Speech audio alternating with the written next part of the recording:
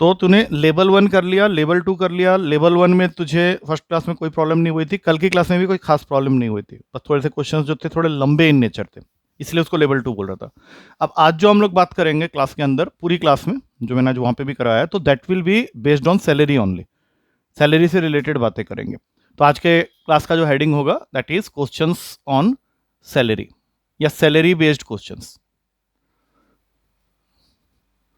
अब ये जो क्वेश्चंस होते हैं ये किस तरह के होते हैं? कुछ रूटीन क्वेश्चन होते हैं, जैसे पहले एक टाइप का क्वेश्चन हमेशा ही पूछा जाता था, वो क्वेश्चन अब नहीं पूछा जाएगा, लेकिन हाँ अगर इसको समझेंगे तो हम लोग कुछ क्वेश्चन और भी कर पाएंगे इस टाइप का। जैसे मान लो एक आदमी है ए, इसकी सैलरी को हमने फर्स्ट ईयर में बढ़ा दिया 20% और सेकेंड ईयर में कम कर दिया 20%, तो उसकी ओवरऑल सैलरी कितना परसेंट बढ़ेगी या कम होगी या उतनी ही रहेगी, ये बताना है। Overall salary, what is the percentage change in his overall salary. तो इसका आंसर जो बच्चे कुछ नहीं जानते वो क्या बोलेंगे, अरे 20% बढ़ा 20% कम हो गया मतलब कुछ नहीं हुआ, जीरो। लेकिन ऐसा नहीं होगा, इसमें डेफिनेटली कुछ ना कुछ फर्क पड़ेगा। तो सपोज कर लो ये क्वेश्चन करना है, कोई फॉर्मूला नहीं है अभी तेरे पास में, अपने लॉजिक से इसको अगर करना है तो क्या आंसर आएगा इसका? पहले तो ये बता, 20% बढ़ा है और बाद में 20% कम किया है, तो उसका ओवरऑल सैलरी बढ़ेगा या घटेगा? कितना परसेंट कितना ये नहीं चाहिए मुझे, सिर्फ इतना चाहिए कि बढ़ेगा या कम होगा। क्या लगता है तुझे? घटेगा। ठीक है, तेरा पहला आंसर तो सही हो गया कि घटेगा। अब क्वेश्चन है कितना परसेंट घटेगा। एक बार कर ले इस क्वेश्चन को, एक क्वेश्चन की तरह ट्रीट कर ले कि ये क्वेश्चन ही है मेरा, क्योंकि इसी से फिर रिलेट करते हुए हम बाकी चीजें करेंगे।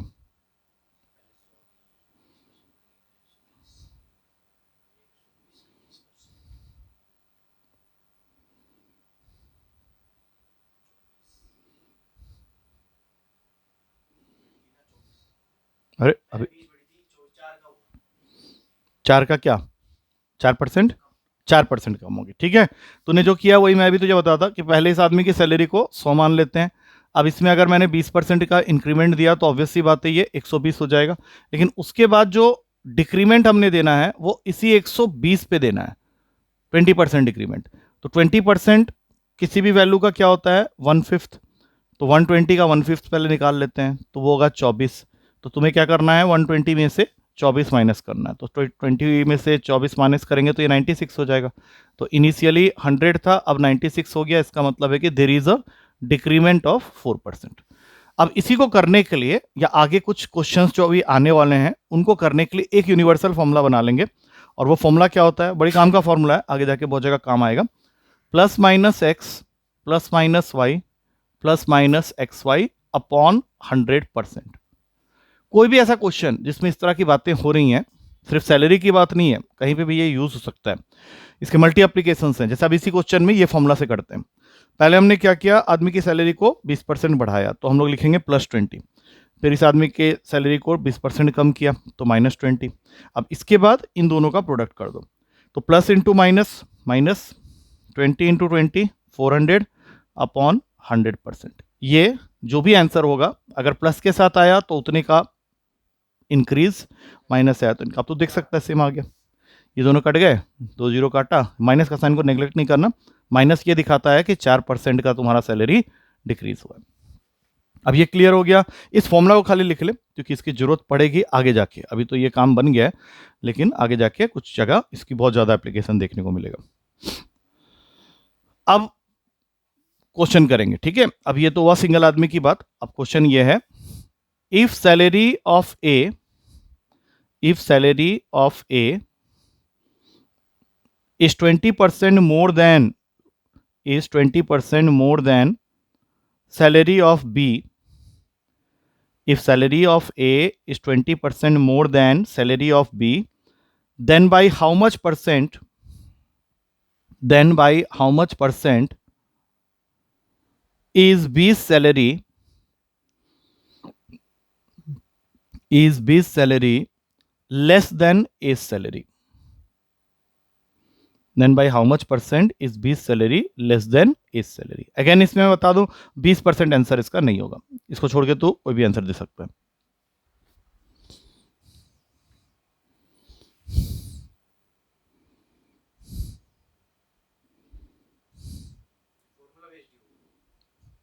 नहीं नहीं, ये फॉर्मूला नहीं है, अलग होगा।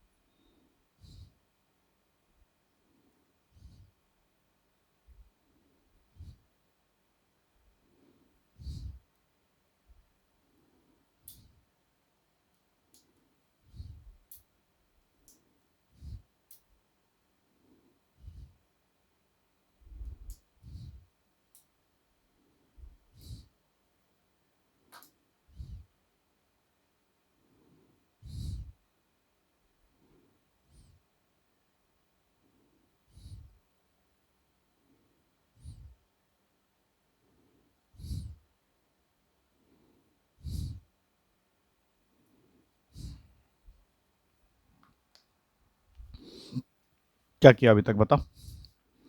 वैल्यू तो नहीं इसमें भी लेट करना है, वो सब मत कर। क्यों, इसको भी ऐसे ही कर। ए है, बी है, ए की सैलरी बी से 20% ज़्यादा है, तो बी को दे दो 100, ये 120 हो गया। अब क्वेश्चन उल्टा पूछ रहा है। अब क्या पूछ रहा है कि बी की सैलरी ए से कितनी परसेंट कम है। तो पहले तो डिफरेंस देख ले दोनों का, 20। कंपेयर तो किसके साथ कर रहा है, बी को ए के साथ।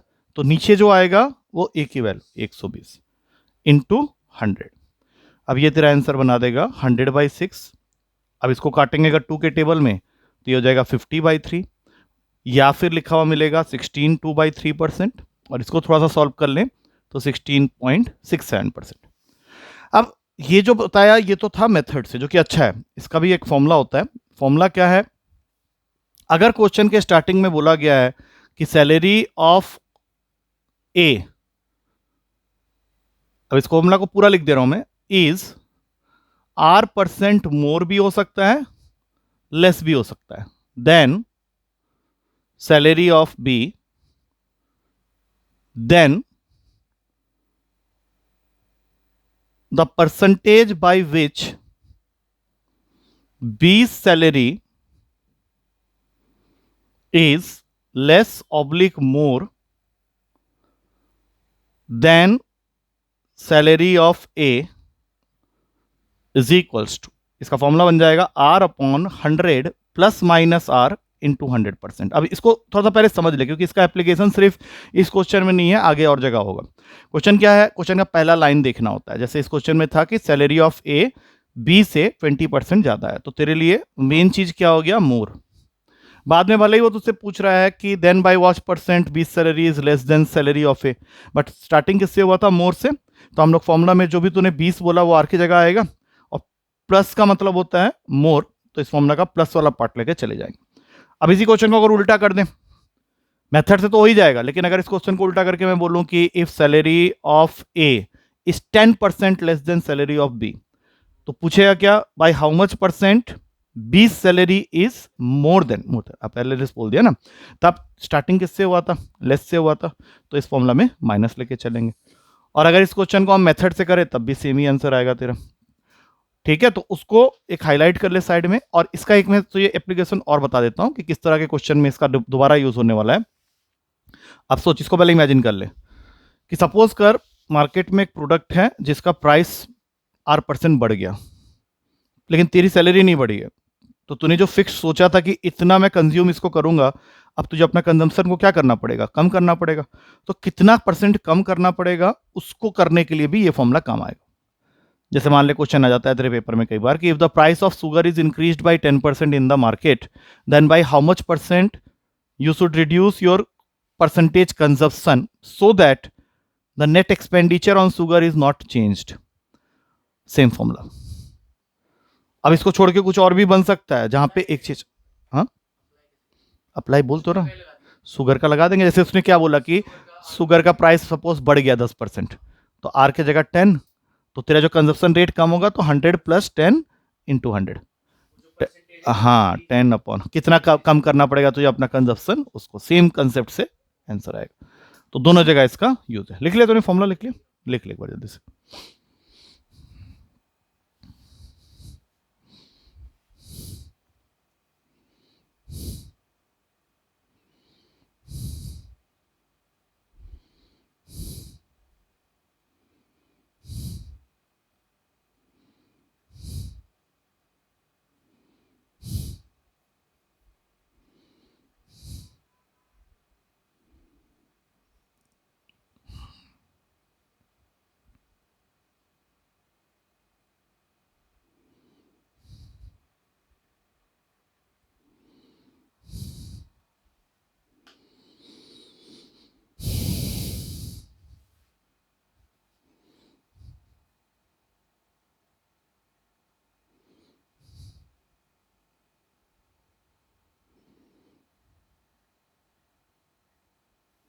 डन।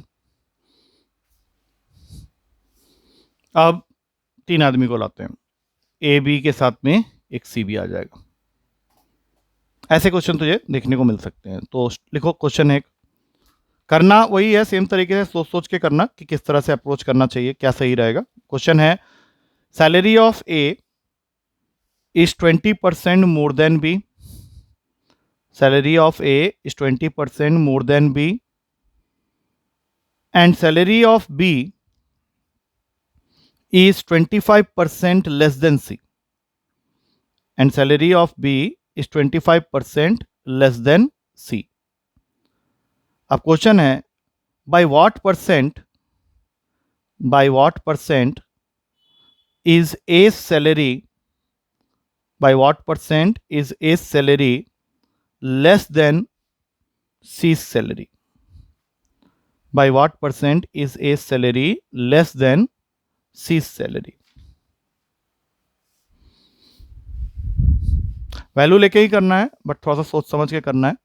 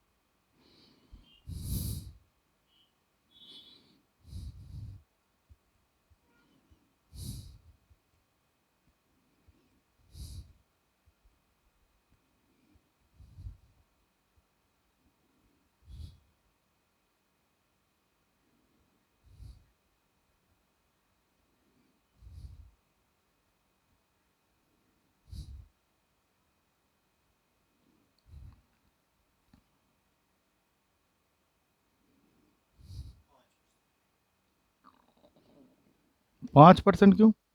तूने जो लिखा है उसके अकॉर्डिंग तो तू आंसर दे नहीं रहा है। तूने कहाँ से स्टार्ट किया पहले क्वेश्चन को बता। 100, ठीक है, बहुत बढ़िया। अब बहुत बढ़िया, ए तो फिर क्यों 5% कह रहा है? तुझे सिर से पूछ, हाँ हाँ, तो सी और ए का पूछा है, 10% होगा, ठीक है ना। क्लियर है तुझे, समझ में तो आ गया। नेक्स्ट क्वेश्चन, जब समझ में आ ही गया है, एक और क्वेश्चन लिखे सी के ऊपर में।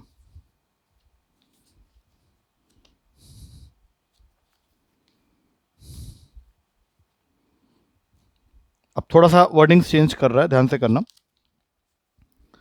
ए salary is 40% of B's salary.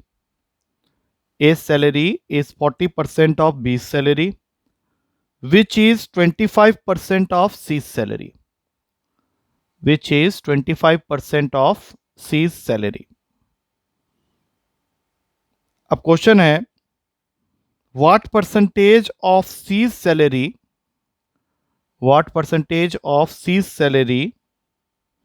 is A's salary? What percentage of C's salary is A's salary?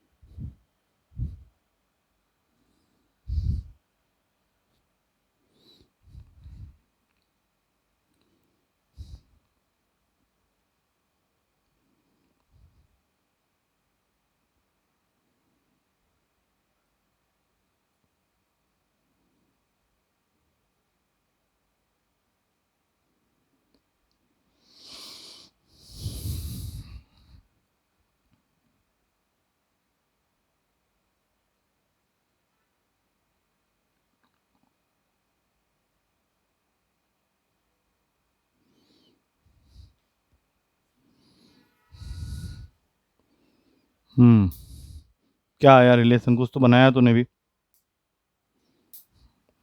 छुआ बिल्कुल नहीं, ऐसा तो मैं मानूंगा नहीं, या तो है तूने कुछ कुछ लिखा तो है उसमें। मैं इस क्वेश्चन को दो तरीके से बताऊंगा, तो अपना तरीका पहले बता।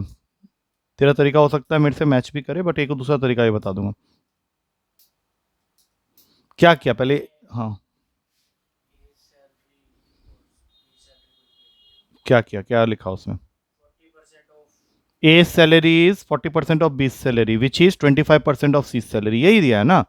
अब दो तरीके से देखिए इस क्वेश्चन को, A equals to 2/5 of B and B is equals to 1/4 of C, ये क्या होगा। लेकिन हम लोग को बी तो चाहिए नहीं, हम लोग को ए और सी के बीच में चाहिए, तो जो भी बी की वैल्यू यहाँ निकाली है इसको एज इट इज उठा के यहाँ पुट कर ले। हाँ, तो ये हो जाएगा 2/5 इंटू C/4। अब ये इसको काट देगा 2 में, तो एक रिलेशन आ गया A इक्वल्स टू C/10। अब यहाँ पे बैठ के तो सोच रहा है कि सर को बोलूँ तो मैं क्या बोलूँ। सोचना ये था कि C को तो कोई एक वैल्यू पकड़ा दे, कोई भी, क्या देना चाहेगा खुद ही सोच ले। तो A का वैल्यू कितना हो जाएगा, यहीं पे देखे, C को सपोज तूने 100 दे दे, A को 10 हो गया, तो A C का कितना पार्ट है, 10%, 10%, खत्म।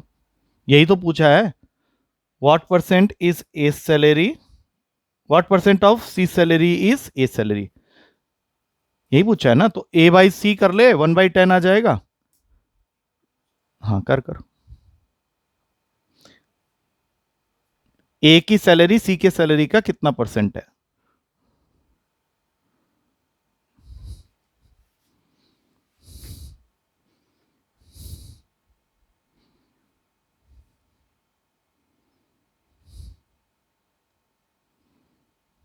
क्या कहां पे फंस रहा है,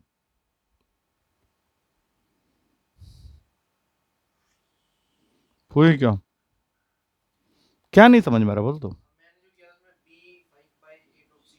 B5/8 ऑफ सी आ रहा था, इसका मतलब है तू कुछ मस्ती कर रहा था, तो बी और सी के बीच में तो चाहिए नहीं ना। हाँ, तो ये क्यों नहीं कर रहा, तूने ये नहीं किया जो मैंने बताया, यही करना है। हाँ, तो ए और सी के बीच में सैलरी चाहिए ना, AC/10 आ जाएगा आंसर। अच्छा चल पुराने वाले मेथड से करते हैं, आ जा। अब तो ऐसा कर, सी को पहलू पकड़ा जैसे मैंने पिछले क्वेश्चन में किया था 100, अब बी उसका कितना है 25%, अरे दिया है ना। अरे क्वेश्चन को पढ़ ध्यान से, मेरे ख्याल से तूने क्वेश्चन को ही गलत किया, पढ़ा हुआ है।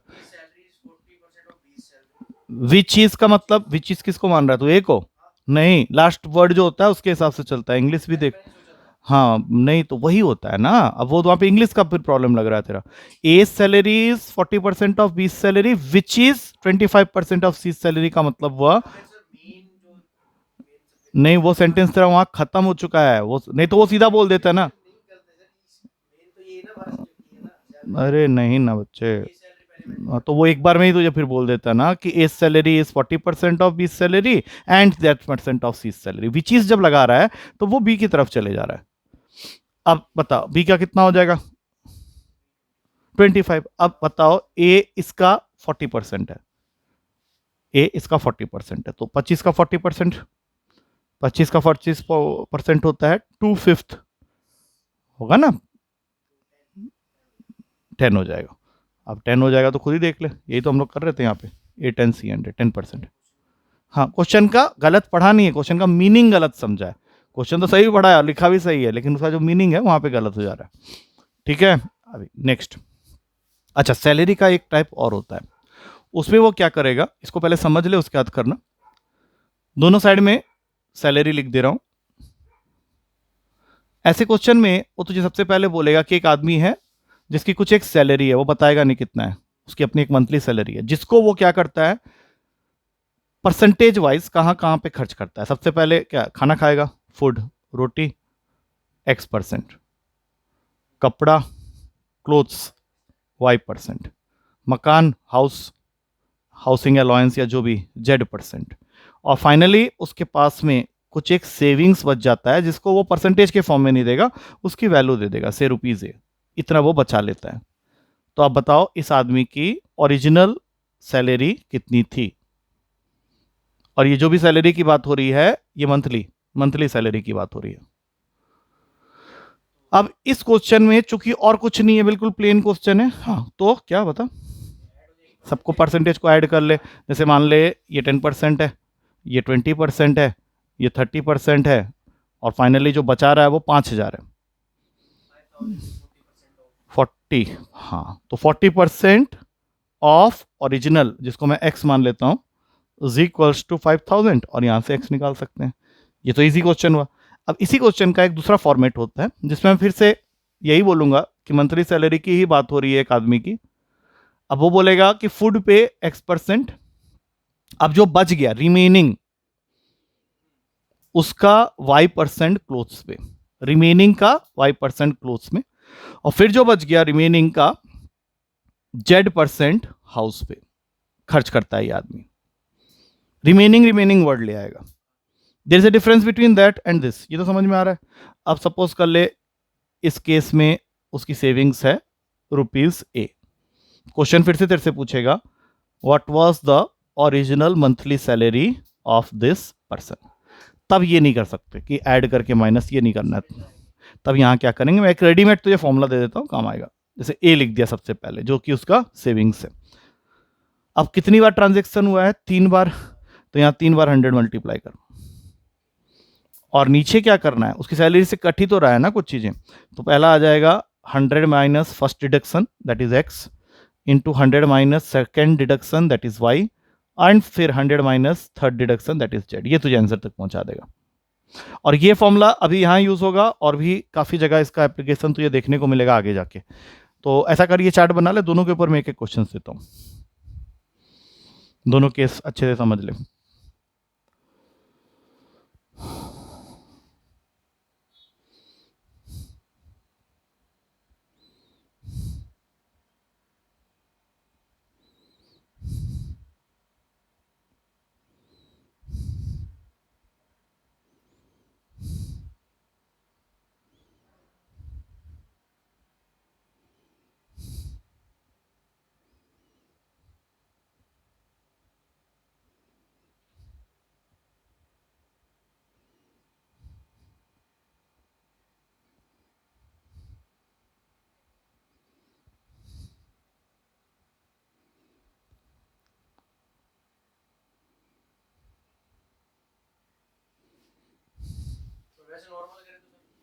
इस पे नॉर्मल नहीं होगा ना, फिर तो ये थोड़ा लंबा पड़ेगा। उसमें भी पता है क्या होता है, बेसिकली स्टेप्स ना इसी में कन्वर्ट हो जाता है।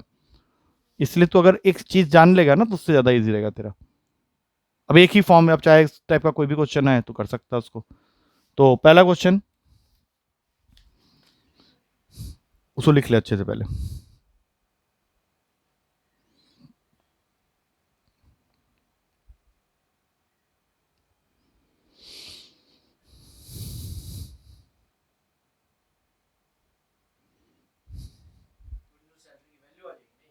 ओरिजिनल सैलरी की वैल्यू आएगी।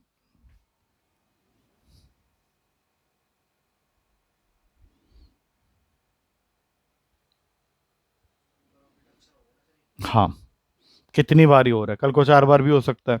तो 4 बार 100 लगाएंगे, नीचे जो जो डिडक्शन हो रहा है उसको माइनस करके लिखेंगे।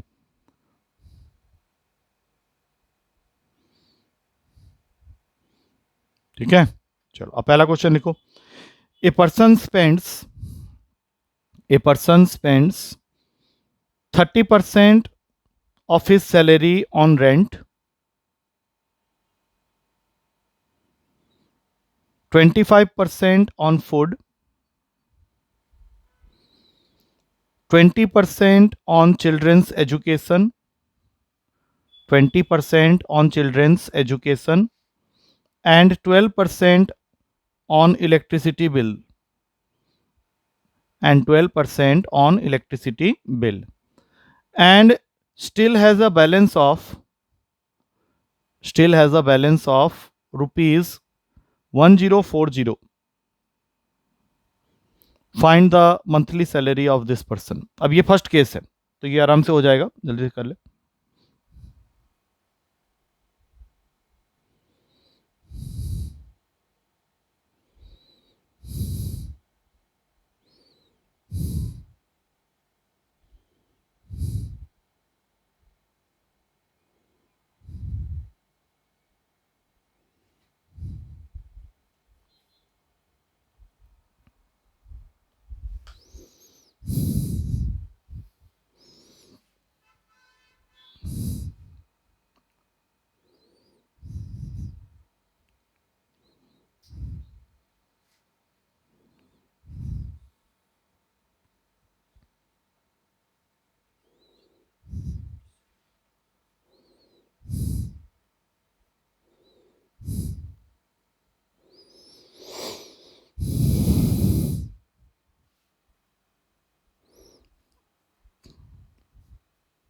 क्यों परेशान हो रहा है, जल्दी कर। 13% ऑफ एक्स इक्वल्स टू 1040 लिख तो लिया तूने, 13 जरूर काटता होगा 104 को। अब सोचेगा पागलों की तरह, इजी तो है, 13 9 ज़र 117 होता है। आगे आंसर। अब ये तो था सिंपल क्वेश्चन, 8000। चल अब बढ़िया वाला लिख, सेकंड केस इसका। इसमें दिया हुआ है, from the salary of an officer, from the salary of an officer 10% is deducted as house rent, 10% is deducted as house rent, 20% of the remaining, 20% of the remaining he spends on conveyance, 20% of the remaining he spends on conveyance, 20% of the remaining he pays as income tax,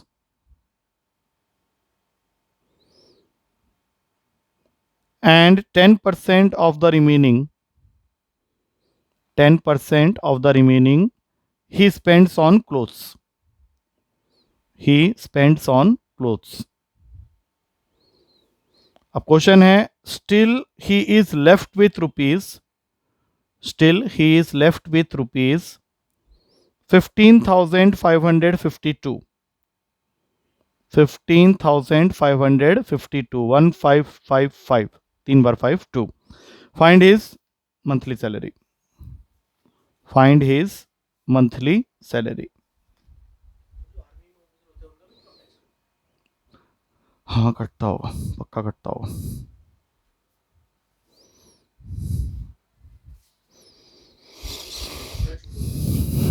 repeat, हाँ होता होगा, shoot होता होगा पक्का।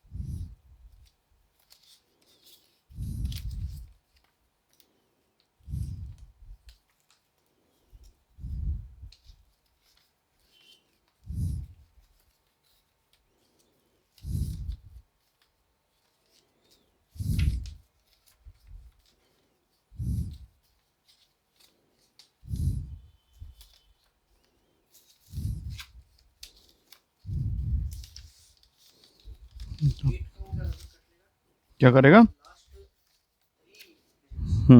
क्या last 3 digit? हाँ हाँ हाँ हाँ, लास्ट 3 डिजिट।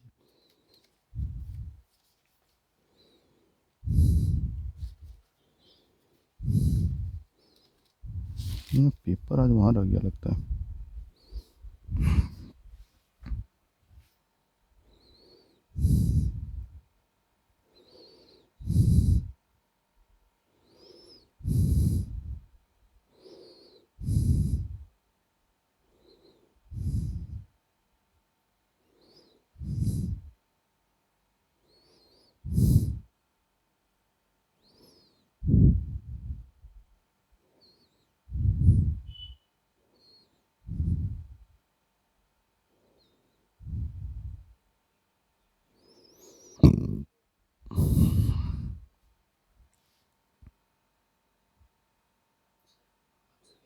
बोल।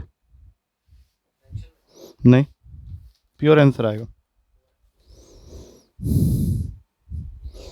तूने कैलकुलेशन गलत किया इसका। आ रहा है तो बता। नहीं, तू गलत। अबे मार खाएगा। 4,05,000 क्या बोल रहा है? 15,552 ये लिखा सबसे पहले ऊपर। ट्रांजेक्शन की 4 बार 100 100 100 100, यहाँ पे गलती नहीं होनी चाहिए थी। और कितना कितना डिडक्ट हुआ एक बार बताना, मतलब नेट काटने के बाद बता कितना कितना आया, क्योंकि तू हो तक। हाँ, पूरा काट के 90, उसके बाद 20 क्यों बे, 80, उसके बाद फिर से 80, फिर 90। अब तू कैसे काटता है और मैं कैसे काटता हूँ, लेट्स सी। क्या हुआ? यही तो तेरे साथ खेल हो रहा है। चल जल्दी कर, अब कर कर कर। 4 जीरो पहले उड़ा। 1 2 3 4, ये सारे साफ हो गए, ठीक है। हाँ, अब कर ले कर ले कर ले, वही कह रहा हूँ। ये सारे वैल्यूज कट करेंगे उसको पक्का।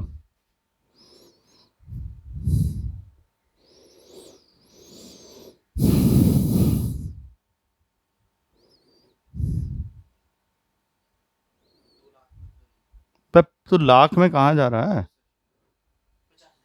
नहीं बे, ठीक से कर। देख तेरा ऊपर क्या है, 1,552, 2 बार 100 मल्टीप्लाई हुआ है। और नीचे में तुझे और सिंपल कर देता हूँ, 81 × 64 है। अब कर। हाँ तो काट ना। तू सीधा 81 को क्यों नहीं काट रहा? इससे ये भी काट देगा। काटते हैं, रुक, चला जा, साथ में काटते हैं। 1 में जाएगा, ठीक है। अब 8 9, हाँ 9 में काट सीधा। कितना जाएगा? 7। हाँ रुक जा, अब आ गया आंसर देख, 162 आ गया। 81 के टेबल में 2 में आता है। पूरा खत्म एक बार में, खल्लास। कितना बचा? 192। और 64 के टेबल में 3 में आ जाता है 192। तो 3 के साथ में कितने जीरो लगेंगे? 1 2 3 4। और कुछ नहीं है, मतलब तेरा कटिंग पे है, आंसर आ जाएगा, उसमें कुछ नहीं है। बट तू कटिंग अगर करते समय मस्ती कर रहा है तो गड़बड़ हो जाता है कई बार। और ये सब क्वेश्चन होंगे पेपर के, ठीक है ना, उसमें ध्यान रखना, ये सब क्वेश्चन सब आते हैं और उसमें कम टाइम लगाना होता है हम लोग को, ताकि बाकी क्वेश्चंस पे टाइम दे सकें। चल कोई बात नहीं, अभी नेक्स्ट नेक्स्ट लिख।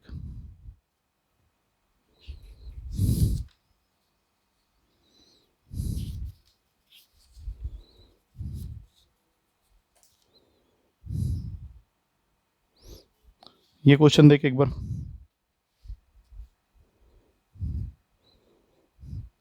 Expenditure of a household, expenditure of a household for a certain month, इसी क्वेश्चन को थोड़ा घुमा के दिया उसने। For a certain month is ₹20,000, out of which 8,000 is spent on education, 5,900 on food, 5,900 on food, 2,800 on shopping, and the rest on personal care, and the rest on personal care. अब question ये है, what percentage of expenditure is spent on personal care?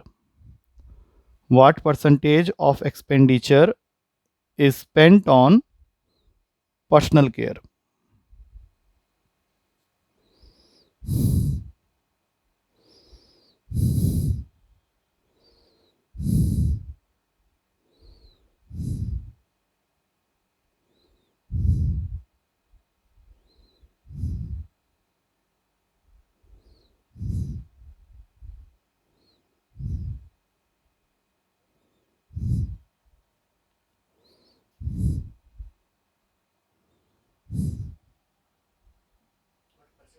हम्म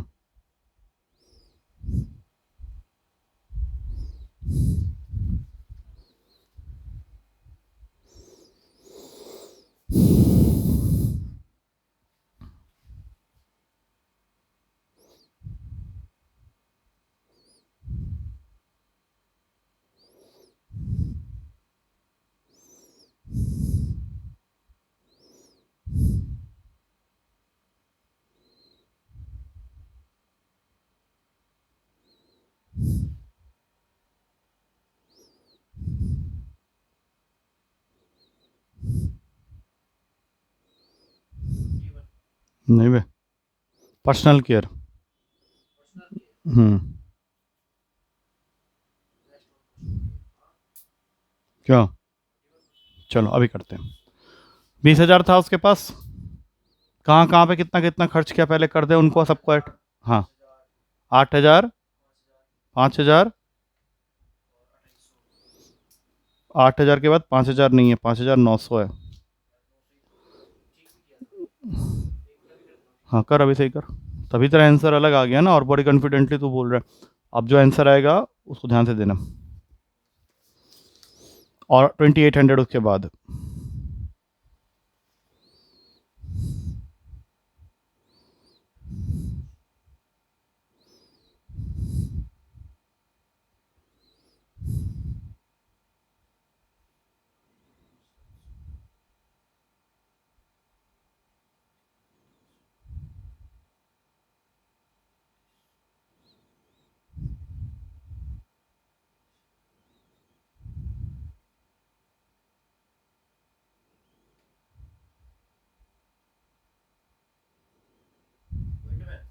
आ सकते हैं।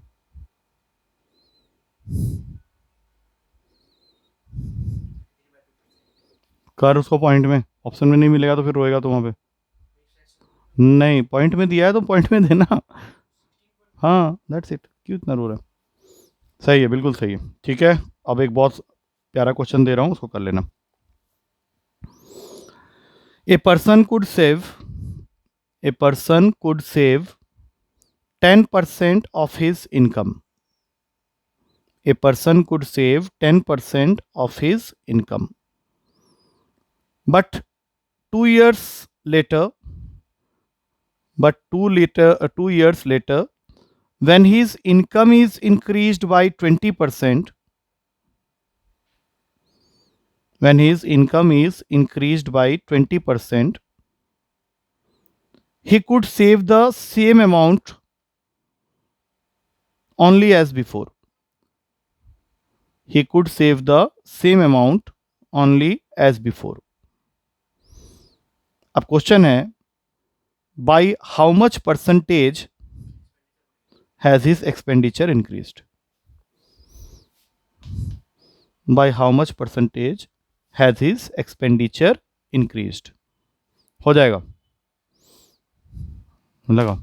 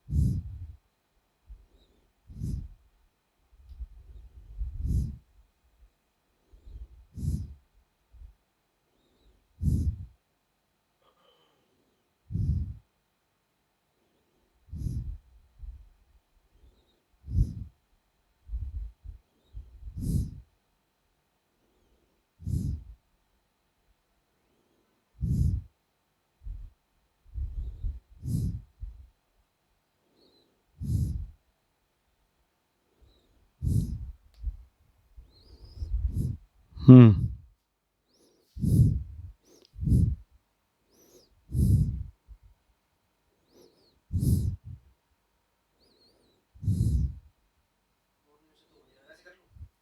हाँ, क्या बोल रहा है, कैसे नहीं हो रहा? फॉर्मूले से क्या कर रहा है? तो लॉजिक लगा के कर, क्या हो गया? लॉजिक मतलब तू 100 लेगा, जरूरी नहीं है एक्स लेके भी कर सकता है, कोई दिक्कत नहीं है उसमें। हाँ, अच्छा मान ले 100 लेके कर रहा है, अगर सपोज कर ले 100 लेके कर रहा है, तो खर्च कितना कर रहा था? 90। अबे तो कैसा आदमी है, 100 में से 10 बचा रहा है, बोलता है 90 खर्च किया। ठीक है, अब उसकी सैलरी को हमने बढ़ा दिया 120, 2 years लेटर खर्च कर रहा है। तो what is the percentage increase in expenditure? पहले 90 कर रहा था, अब 110 कर। नहीं नहीं, अरे क्या कर रहा है, 90 पहले कर रहा था, अब 110 कर रहा है, खर्च ही तो कर रहा है। तो what is the percentage increase? सबसे क्लास का पहला फॉर्मूला, नेट चेंज। अरे नहीं, क्या पागल पागल बात कर रहा है क्या? हाँ, net change upon original, original 90, हाँ, इंटू 100। तो आंसर होगा 20/90 इंटू 100। एक जीरो उड़ा, 200/9 है ऑप्शन में, और क्या, कहानी खत्म हो गया। काहे का फॉर्मूला लगाना है? सारे तो चीज़ें हो जाती हैं ऐसे ही, वैल्यू वैल्यू लेके खींच लेते हैं, सारे आए हुए क्वेश्चन है तेरे। वैल्यू लेके ही कर ताकि जल्दी हो। ठीक है, चल काट। तेरे ना आज एक गड़बड़ हो गया है साला।